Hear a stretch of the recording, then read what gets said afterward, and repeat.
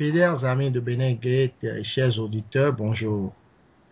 Nous recevons pour vous aujourd'hui Monsieur Nouroudine Saka Saleh, juriste de formation, et nous allons lui poser quelques questions relatives aux élections présidentielles au Bénin, élections qui, justement, viennent d'être reportées.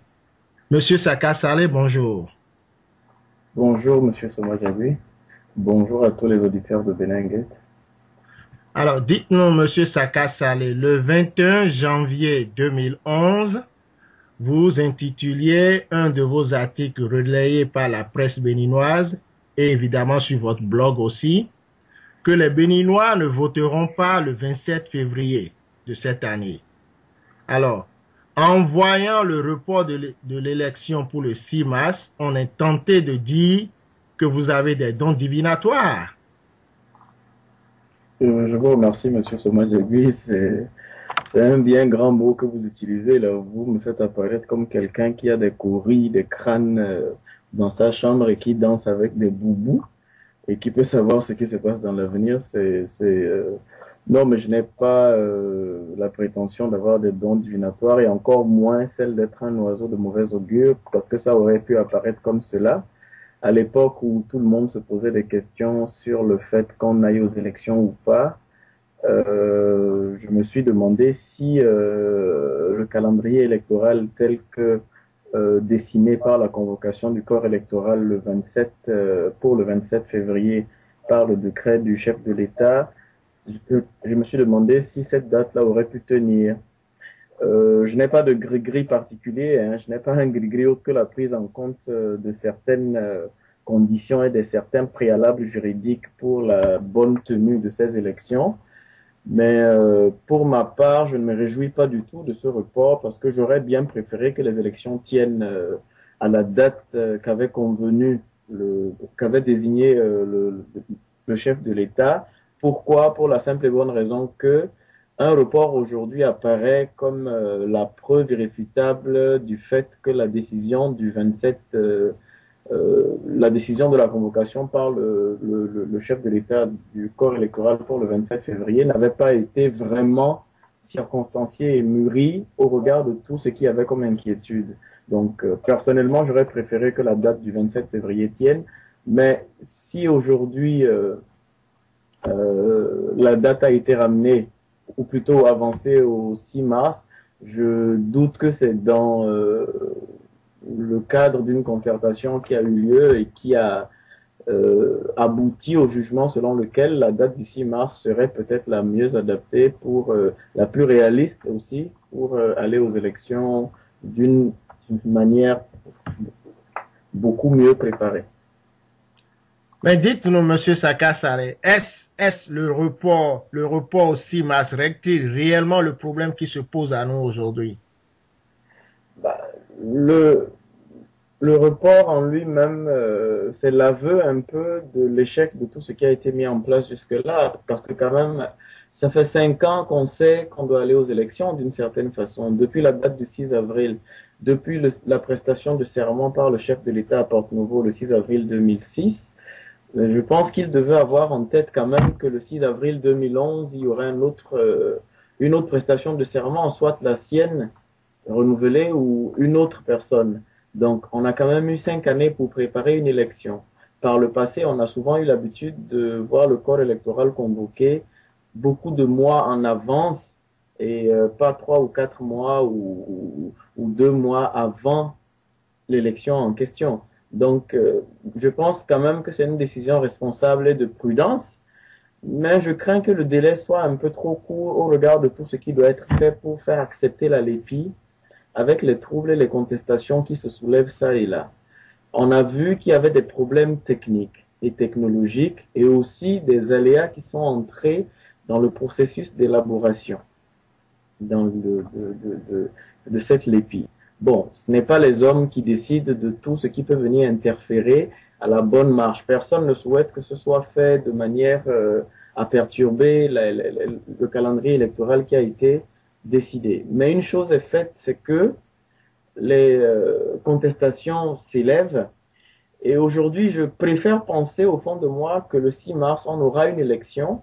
Parce que si à la date du 6 mars, on n'a pas d'élection, quel que soit le problème qui aurait entraîné cette situation que je ne souhaite pas du tout pour le Bénin, toute élection qui serait tenue après le 6 mars sous le mandat en cours, c'est-à-dire sans une exception juridique ou sans une exception d'État particulière, une élection qui serait tenue après le 6 mars 2011 ne serait plus conforme à la constitution béninoise. Pourquoi je le dis? L'article 47 de la Constitution dit clairement que le premier tour doit avoir lieu 30 jours avant la fin du mandat. Donc, c'est-à-dire, on sait que le mandat finit le 6 avril 2011. 30 jours avant, quand on recule un peu de 30 jours, on se retrouve à la date du 6 mars 2011. Pour respecter ce délai constitutionnel dans lequel on est censé avoir le premier tour, tout au moins, des élections, il ne faudrait pas qu'on repousse l'élection à une seconde plus tard que le 6 mars 2011. Si le délai constitutionnel n'est plus respecté, nous nous retrouvons de fait dans une situation qui est non conforme à la Constitution. Alors, voilà un peu la situation au niveau du 6 mars. Donc, c'est une date qui nous rassure, certes, ça nous rassure, mais quand on voit l'évolution du dossier avec l'imposition de la LEPI comme seul instrument électoral pour les élections prochaines. Justement, Monsieur Saka Saleh, c'était ma prochaine question. Parlez-nous un peu de la LEPI. Est-ce que la LEPI constitue le blocage fondamental de cette élection? Oh là là, il y a eu beaucoup de salive, beaucoup de stylos qui ont été cassés, des crayons qui ont été cassés sur cette histoire de la LEPI. Au tout début, quand la loi a été votée, l'esprit de la loi, c'était que cet instrument était censé être un instrument de développement. Tous ceux qui ont participé à la confection de cette loi, tous ceux qui ont milité pour son adoption, Maître Djogwenou, avec son association, avec tous ses militants, qui sont allés faire un sit-in devant l'Assemblée nationale pour demander aux députés de doter l'État béninois, le peuple béninois, de cet instrument qui était censé réduire les problèmes de fraude électorale et aussi améliorer notre système de gestion statistique de la population, est devenu de fait un instrument électoral avec les passions qui entourent ce genre d'opération. On a pris l'engagement à l'égard des généreux financiers et partenaires techniques de constituer une LEPI. C'est tout l'engagement qu'on avait pris à l'égard de ces partenaires techniques et financiers, de doter le Bénin d'un instrument, d'une liste électorale permanente informatisée. Mais nous nous sommes débrouillés à vouloir le faire pour un événement donné. L'engagement qu'on avait pris de constituer une LEPI est devenu un engagement de constituer une LEPI à une date X. Les partenaires techniques nous en tiendront-ils rigueur si nous n'avions pas la LEPI pour 2011? Je ne sais pas. Je ne sais pas si ce sont les partenaires techniques et financiers qui ont exigé que nous ayons cette LEPI pour les élections de 2011 alors que la loi a été votée en mai 2009. Une loi votée en 2009, en mai 2009, le délai de promulgation avec les recours subséquents, le délai de mise en vigueur, le délai de publication, on est arrivé banalement à une date très avancée dans le second semestre de 2009 et la loi elle-même, dans les prévisions, prévoyait que la LEPI soit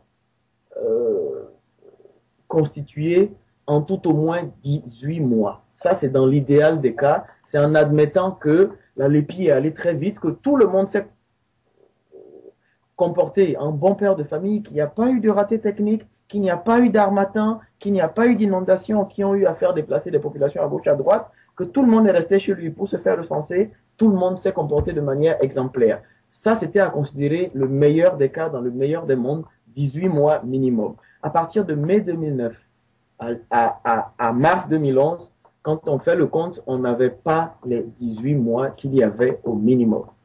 Maintenant, le pari et le challenge étaient très grands et risqués à partir de l'adoption de cette loi en mai 2009, s'il fallait qu'on aille aux élections de 2011 avec une liste informatisée découlant de cette loi de 2009. La LEPI ne s'est pas imposée toute seule pour les élections de 2011. La LEPI, dans la loi qui a consacré la venue au monde de la LEPI, il n'était écrit nulle part qu'elle serait utilisée pour les élections de 2011. Ce sont les hommes, ce sont les Béninois, c'est nous-mêmes qui avons imposé, pour des raisons diverses, la LEPI pour les élections de 2011. Le recensement porte à porte a laissé beaucoup de personnes hors course. Ça là, il n'y a pas de doute à se faire là-dessus. Beaucoup de gens dans mon entourage, dans votre entourage, dans l'entourage de beaucoup de monde, a été mis de côté. Pour nous qui sommes à l'étranger, et je vais même vous choquer un peu, pour nous qui sommes à l'étranger et qui avons subi la décision de devoir se porter auprès des services consulaires et diplomatiques. Je me rappelle qu'on avait écrit avec mon association une lettre à la CPS LEPI, une lettre ouverte à la CPS LEPI, pour nous insurger du fait qu'il y avait un double traitement. La loi est unique et applicable à tout le monde de la même manière, c'est-à-dire, on a parlé d'un recensement de porte à porte. Mais les Béninois de l'étranger étaient, eux, obligés de se déplacer pour aller vers les services consulaires et diplomatiques. Mais aujourd'hui, quand on voit comment ça s'est passé sur le terrain, on se dit que peut-être que nous, qui nous sommes déplacés, avons plus de chances aujourd'hui de nous retrouver sur le fichier de la LEPI que ceux qui étaient censés respecter les consignes de la CPS LEPI en application de la loi et attendre sagement chez eux que les agents recenseurs viennent le faire chez eux à domicile. Si nous qui sommes à l'étranger, nous ne nous retrouvons pas sur le fichier en question, cette absence sur le fichier nous est entièrement imputable. Ça voudra dire que préalablement, nous ne nous serions pas déplacés pour aller remplir notre devoir citoyen, c'est-à-dire s'inscrire dans la liste du recensement qui avait été fait et qui était la seconde phase après la cartographie. Bon, nous, à l'étranger, on n'a pas eu droit à la cartographie, ce n'était pas utile ici. Donc, après la cartographie, il y a eu le recensement.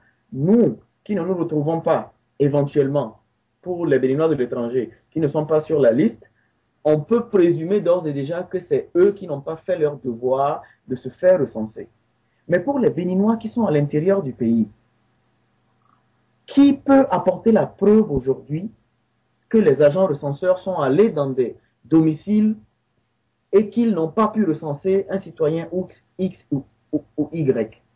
Qui peut apporter la preuve aujourd'hui que ce sont ces citoyens, ces ménages-là, qui ont été réticents à se faire recenser par les agents de la Mirena?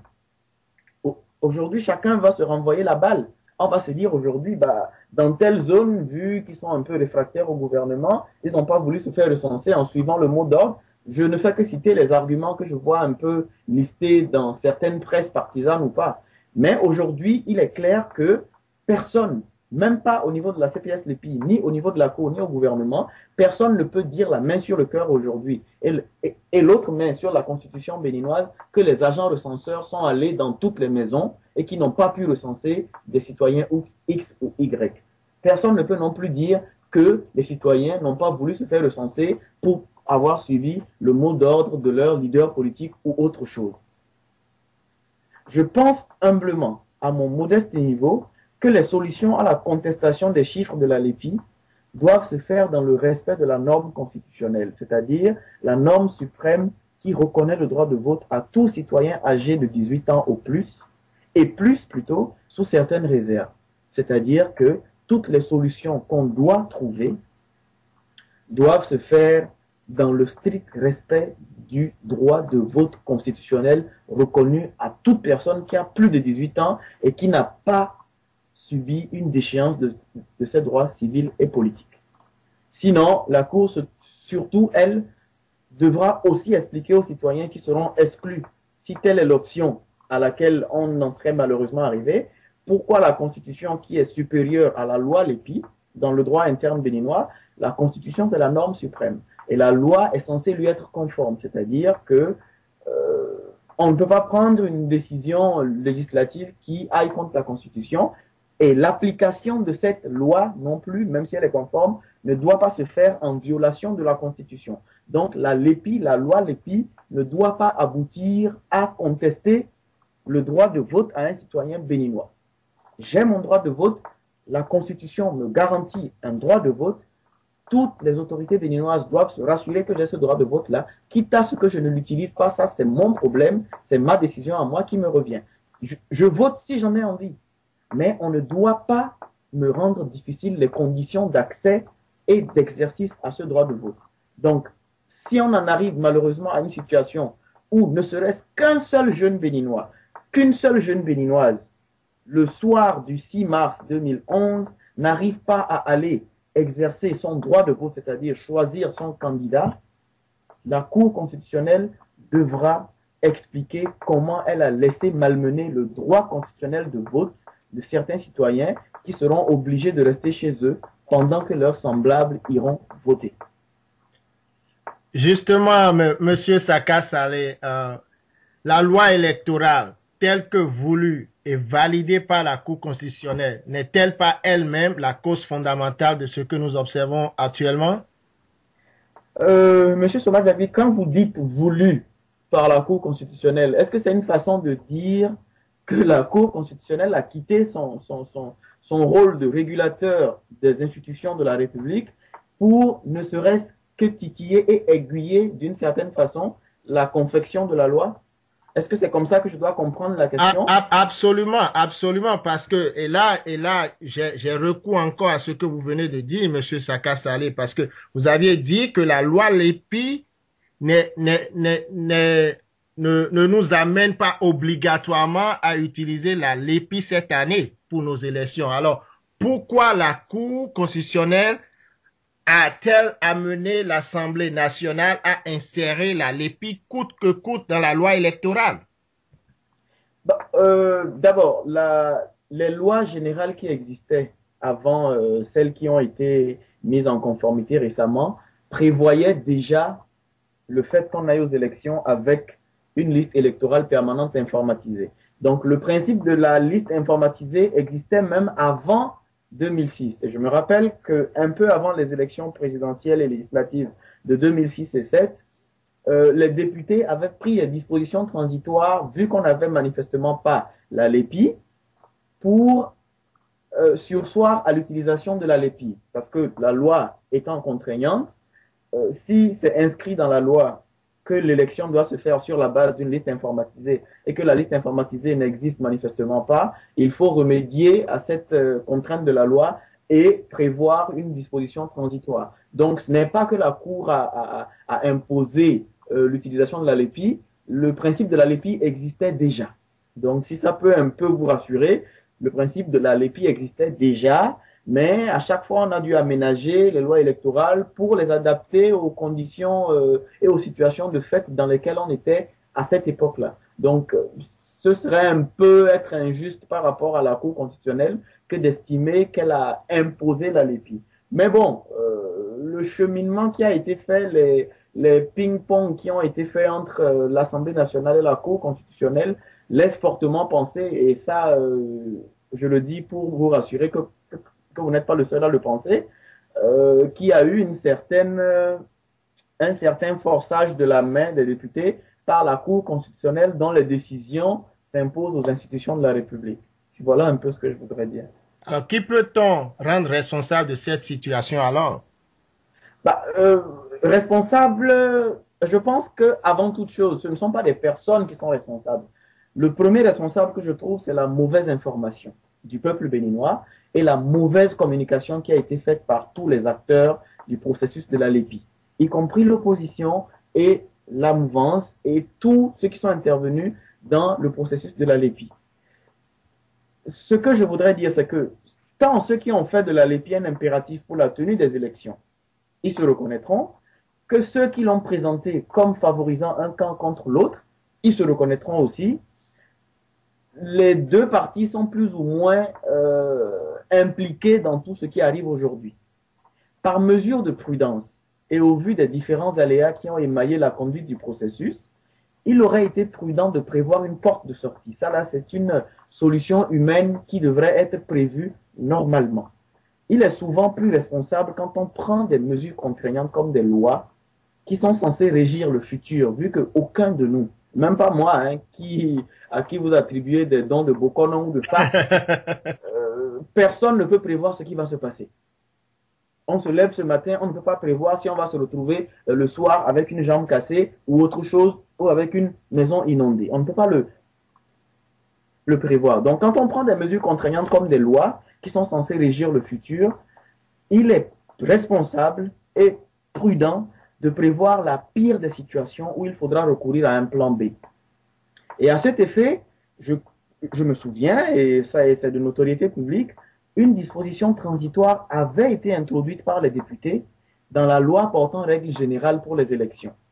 Et c'est une disposition transitoire qui a été introduite après que les petites difficultés techniques et catastrophes naturelles entre griffes au Bénin qui ont plus ou moins perturbé la bonne marche du processus de la LEPI.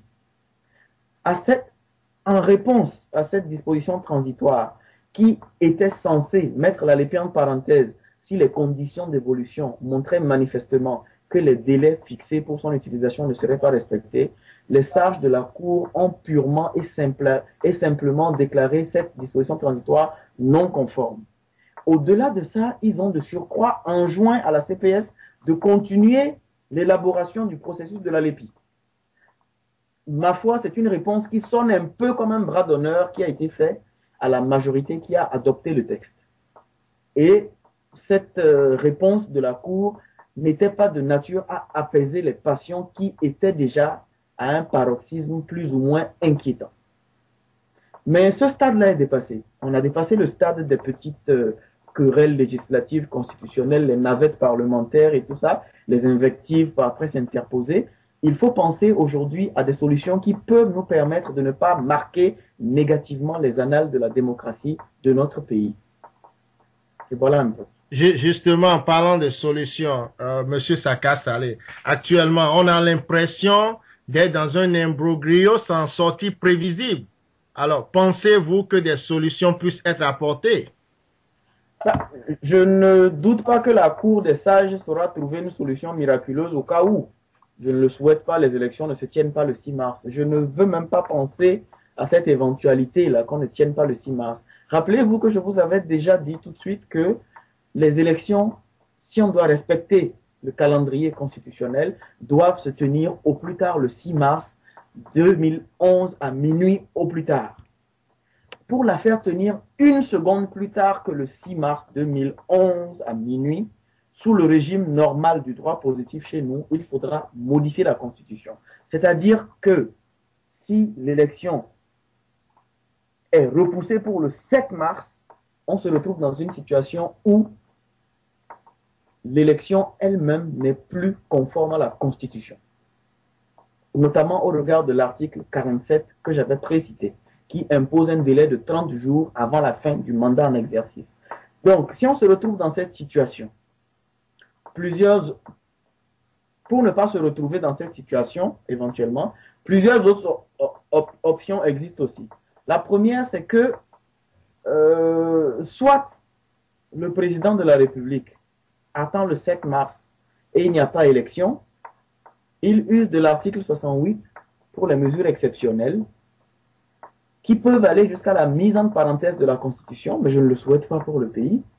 Ça, c'est la première solution, entre griffes. Solution qu'on ne doit pas se souhaiter entre personnes sensées, parce que si le président de la République aujourd'hui décide de recourir au pouvoir exceptionnel avec l'atmosphère qui est très viciée aujourd'hui, la suspicion ambiante d'un camp sur l'autre, la suspicion qu'il y a au niveau de l'impartialité de nos institutions de la République, le soupçon qu'il y a, les mesures exceptionnelles ne sont pas la meilleure chose qu'il faut souhaiter pour le Bénin.